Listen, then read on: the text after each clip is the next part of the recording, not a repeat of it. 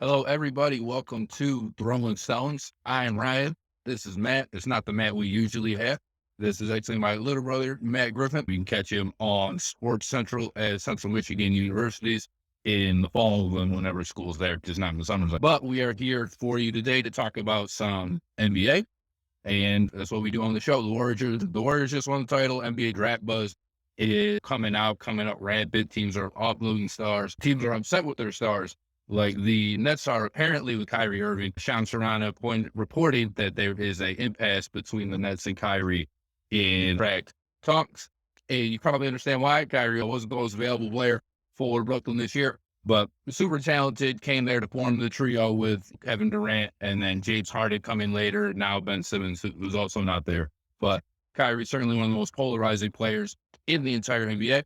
And the Nets, it seems like the Nets might not want to deal with it. Matt, what would you do with a player like Kyrie Irving if you were Brooklyn? Obviously, Brooklyn's in a predicament with Kyrie because when he plays, he's super good. He's probably a top 10 to 10 guard in the league, and he provides a scoring punch that they probably need, especially alongside Kevin Durant. Now that they don't have James Harden, he's a better fit with Ben Simmons than he is with Harden.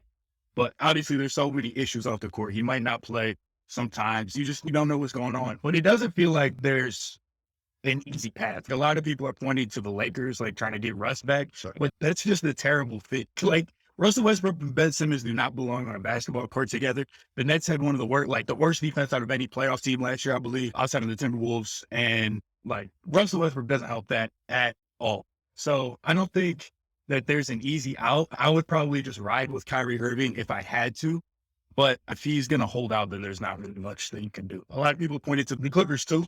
I don't know what the Clippers would give up to make that to be worthwhile for the Nets, like Reggie Jackson and Marcus Morris or something. But it just doesn't seem like that's something. It doesn't seem like there's an easy pathway out of this for either side. It doesn't, because it's not that Kyrie's just a disgruntled star like we've seen on so many other teams, which like Anthony Davis. He doesn't want to play for New Orleans, so he's not going to play for New Orleans. Yeah, New Orleans has to figure it out.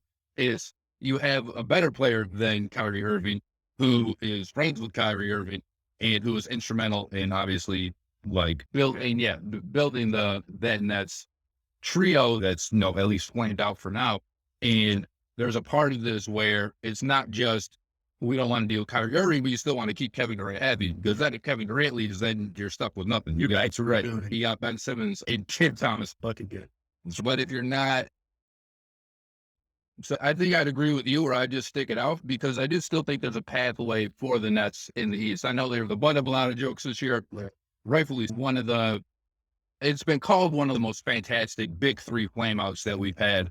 And I guess so far that's probably true. But you're looking at next year, Kevin Durant he was playing great this year. He just didn't play so many games where he probably would have made like first team All NBA. Kyrie Irving, you already mentioned, top 10 guard in the league, can give you real close 50, 40, 90. Yeah. And next year they shouldn't have all those vaccine mandates, which is the reason that he all the games. So say he plays 65 games next year. He's not the most healthy guy in the world anyway. And then you get Ben Simmons, who at the start of next season at least should be healthy. Yeah. And that's one of the best trios in the NBA. And then you got Joe Harris. I'm not sure if Blake Griffin's coming back, but it's a team that we've seen can attract those buyout guys, or have mid-level exception veterans who want to come in and help win an NBA championship. So I still do think there's a realistic path for the Nets next year. And I think Brooklyn wants to have their cake and eat it too, because it sounded like they were willing to give Kyrie a max for 2 years. Yeah. And he's, I want the 4, the 5. I'm sure he's eligible for like 250, like whatever it is now. Some crazy number. So if I'm Brooklyn, I think I'm just biting the bullet. I think I agree with you, and you try to hit your championship window now, and if it doesn't work, you're going to be rebuilding anyway. Yeah, to your point, like if it does work out and like he does decide, that's a very good trio. Like you said, one of the best in the NBA. And along with that, like it fits. Yeah, Ben Simmons can do a lot of things. He's a short roller in transition. He's probably the best like wing or perimeter defender in the league when he wants to be or when he's playing, assuming that he comes back fully healthy. So I don't understand, if you're the Nets, why not just try? Because you don't get these championship windows. You don't get a Kevin Durant on your team all the time, especially if you're the Brooklyn Nets. And like you said, with the buyout guys, like we saw LaMarcus Aldridge make an impact last year when he came back. Yeah, I would just ride it out and hope that things gel and things work out. Kyrie is happy enough to go to a title, break your way. Yeah, we get ready for Russell Westbrook. It's good work. Kevin Durant doesn't want to play with him. Yeah, there you are. That didn't work. It worked. Good. Again, yeah, I don't really know where you trade. Where you trade Kyrie Irving, you can bring John Wall back. It's opted into $48 million deal. Dude, but he's just the worst player. Like, it just doesn't make sense, really, in Brooklyn. Are you making $100 million for 2 years to just sit down and To be fair, he wanted to play in the Rockets. Said no. I know, but it's like school for him. Yeah. Oh, yeah, he's in the grades. More NBA draft buzz is you're starting to get a bunch of things now that we're close to the draft. Us on Thursday, we're recording this on Tuesday, and the Athletic came out with the piece. I know ESPN came out with the piece of like their mock based on what their insiders were hearing. And for the Pistons, the ESPN one was more talked about and I guess more controversial than the other ones where you see Keegan Murray or Shaedon Sharpe, Jaden Ivey, whoever, right? Like the Pistons pick. And I think most fans are on board with at least one of those three. But the ESPN one had the Pistons taking Benedict Mathurin so Jaden Ivey was off the board in that one, in all fairness, but not Shaedon Sharpe, not Keegan Murray. And a snippet from the article essentially said the Pistons have really liked what they've seen from Mathurin and workouts. They like his potential fit anyway next to Cade Cunningham. And I know Pistons fans are probably thinking that's a reach. I don't know if I call it reach because Mathurin might go like 7 anyway. Yeah, save that, but and it seems like Pistons fans are very divided, as you would expect they would be, on who they want in the pick, because pretty much with every draft we've ever seen, fans are going to be divided except for really last year. And at this point, I'm wondering, do Pistons fans, no matter who the pick is, you're obviously going to root for the guy to do great. You're right for the best player in the draft.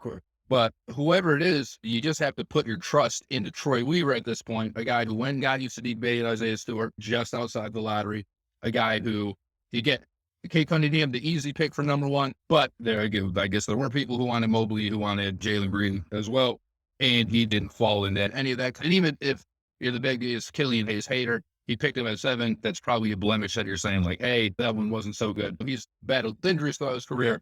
And even if you're looking at the second round, Isaiah Livers had some moments last year. And I thought Luka Garza, he is what he is, but he showed you some offensive game, at least in the NBA. Yeah. So if you're a Pistons fan, how much trust do you have in Troy Weaver this quickly that you're just going to put your blind faith? If he goes somebody off the board and he picks Mathurin or Dyson Daniels or something like that. Yeah, and to your point, I don't think you mentioned it, but like Sadiq Bey late in the first round, Isaiah Stewart. Those are guys who were probably, if you did a redraft, they would go a lot higher than they went, especially Sadiq. But yeah, to a point, like if we picked Mathurin, I understand he's a top 10 guy for sure. Like maybe you're a little bit disappointed because the idea of Jaden Ivey, the idea of Shaedon Sharpe, if it works out, is just so exciting. And that's who you want to go watch play basketball, somebody who can elevate like Shaedon Sharpe and somebody who has the high ceiling. But if he picks Mathurin, he knows more than I do, and he's seen a lot more than I do. James Edwards, I believe, reported on Reddit actually during a Q&A that Mathurin stood out the most of that 3-and-3 that people, the sharp comment that he didn't stand out. Supposedly Mathurin was the one who stood out the most, although everybody was kind of similar. But yeah, I would just trust Troy Weaver. I'm not going to be super angry unless we go way off the board. I think Keegan Murray he could be an NBA player for sure. He can be a piece to the puzzle. Same with, even if he doesn't have the upside of Sharpe. But yeah, I would for the most part trust in Troy. Although, of course, like every fan, there's guys that I want to see just because I believe in it.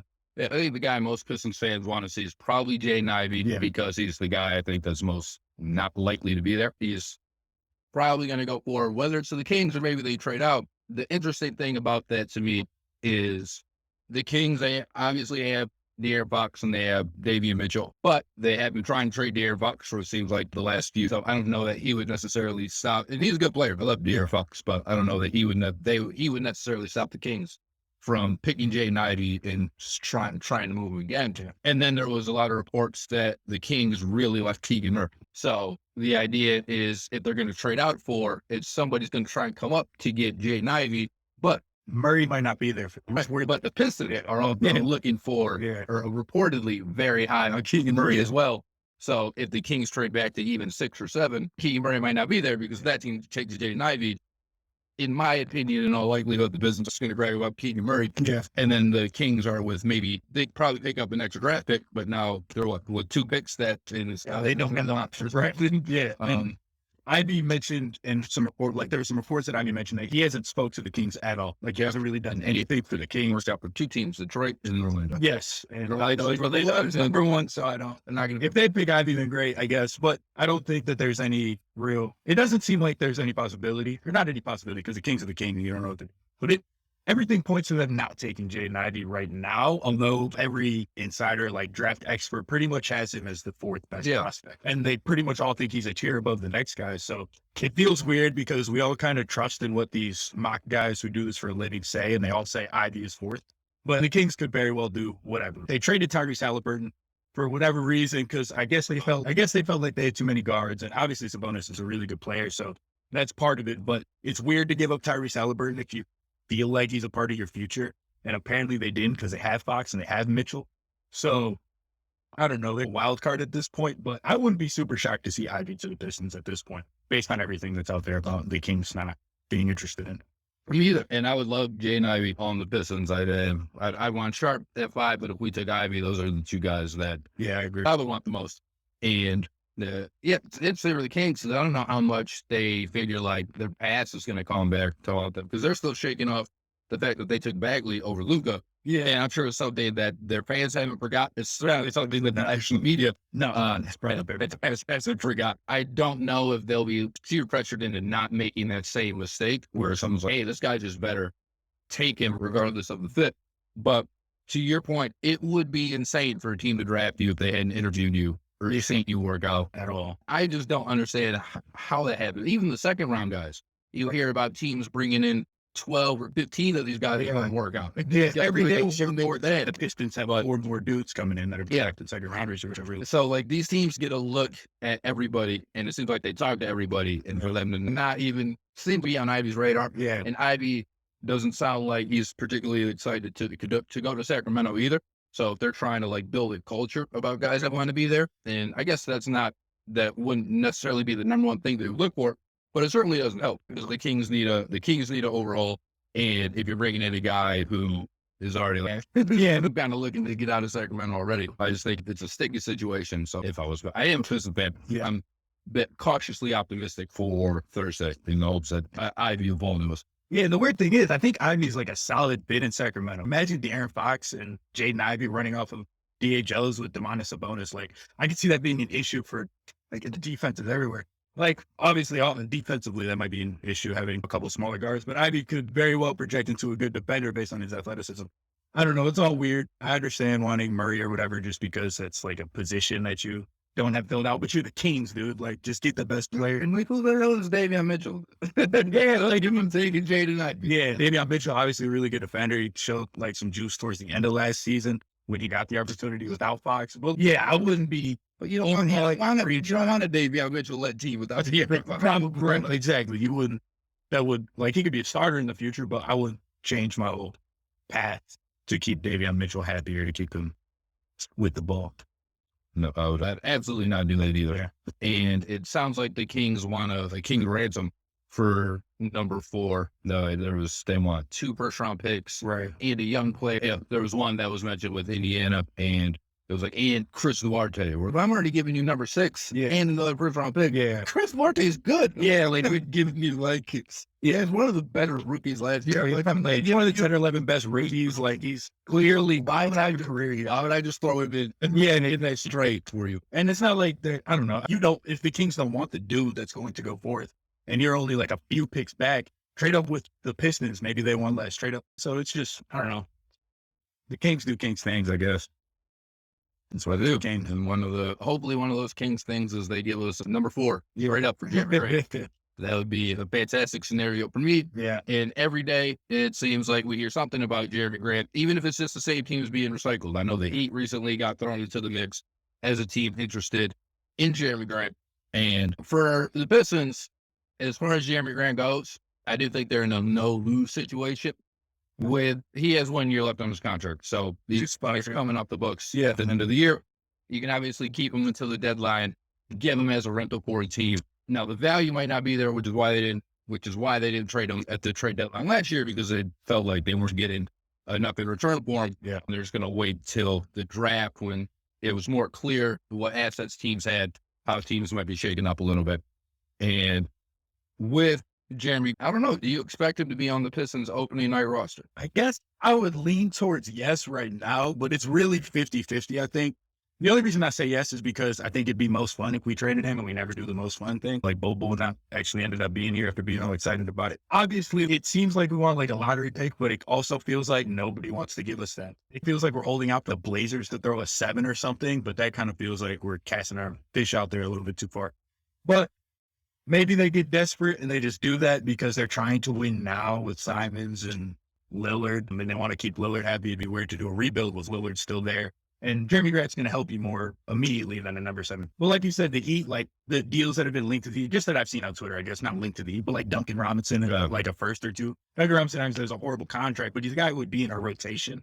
And so if you throw us like 2 future first round picks, why not? But also, yeah, like you said, if Jerami Grant just plays here for a year, maybe we make the play in.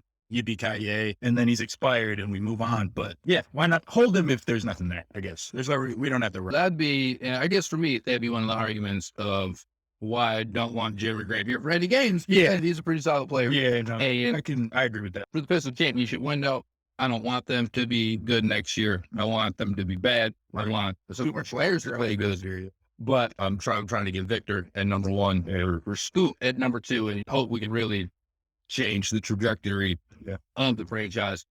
I don't think I expect Jerami Grant to be here. I do expect him to get traded on draft night, even if it's for something that's not overwhelming, because it's just, for me, the best way to build up future assets. And even if it is a Miami Heat thing, where they give you 2 future first-round picks, the Heat are probably going to be pretty good, but maybe one year they're not. You can package one of those other picks to try and swing for a player who doesn't want to be in his situation, Zion Williams, just whoever, whoever the next unhappy star is, then you just have more assets to attach to that. That's the trade where a guy like Duncan Robinson, who has that bad contract, he's to get thrown into one of those trades because he would need that high salary to be able to match it.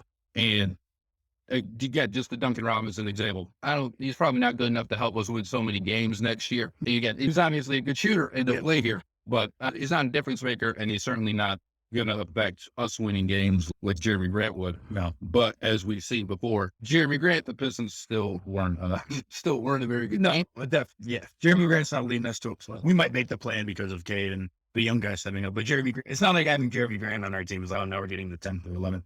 He doesn't put you in no man's land. You can still be really bad with Jerami Grant on your team. Now, will we? Maybe not, because we've got some more pieces now, and he'll probably be our second best player instead of our best player. But like you mentioned, piling up assets to try and make that big fish trade, try and secure an unhappy star like the Lakers did with Anthony Davis, and that swung a championship. Things like that are important, and having assets for that reason is important if you're trying to actually contend in the future. But that even feels a little bit too soon. Like Duncan Robinson, it's not like he has 6 years on his contract. It's 3 though, right? It's 3. So yeah, it's 3. Glock can have 2 years. Maybe especially Victor. That's fair. If we get Victor, I don't think rookie Victor is taking us to the conference. Rud. Yeah, I guess. Tatum did it. Or Tatum was in her Kyrie. Who we talked about earlier. Yeah, I just think, I don't know. I was somebody who wanted to trade Jerami Grant after his first really done here in Detroit, saying that he only got 2 more years left or whatever it was. I was like, and I think we can get something back for him. But Everett just showed out. Felt like the value would. At the time, obviously everybody was loving Grant, and Grant's been nothing but professional in Detroit. He came to Detroit. He said a bunch of good things about wanting to play for Troy Weaver and play for Detroit specifically as a city. So I always respect him for that. But I do think it's in the Pistons' best interest if Jerami Grant is not on the team. It's probably in Jerami Grant's best interest if he's not on the Pistons, because next year he's going to be making the same amount of money whether he's on the Pistons or not. Yeah. So if he can go to a team like the Blazers, not that they're so close to a championship, but just whoever it is. They want to make the playoffs though. Yeah. And you'll let Jerami can show what he can do on a winning team like he did when he was in Denver. With an expanded role. And I'm sure that's how he sees. Have a little bit more scoring. Yeah. More Jerami ISO touches. Yeah, great. More long twos. Right, but exciting. Keep that bow on the line. Yeah. Keep that bow on the line, and you guys keep subscribing and keep watching, commenting on all of our videos. We are going to be live for the draft on Thursday. Whenever the draft starts, you'll see me probably about a half hour earlier, so make sure you tune into that. That'll be on Facebook, on YouTube, on Twitter, anywhere where you guys can find us live, please do. But I'm Ryan Griffin. That is, go ahead. I was just saying. I know. It's just here prevent. That's just how we do it over at Sports Like that. But I'm Matt Griffin. Thank you for tuning in. It was a joy to be on for the first time. That's right. Hopefully not the last. And I make sure you guys follow us on Twitter at Stones DSN. And then make sure you're following our YouTube page, which is just Detroit Sports Nation. Like, subscribe, comment, share, review, all of that fun stuff. Thanks so much, and good night.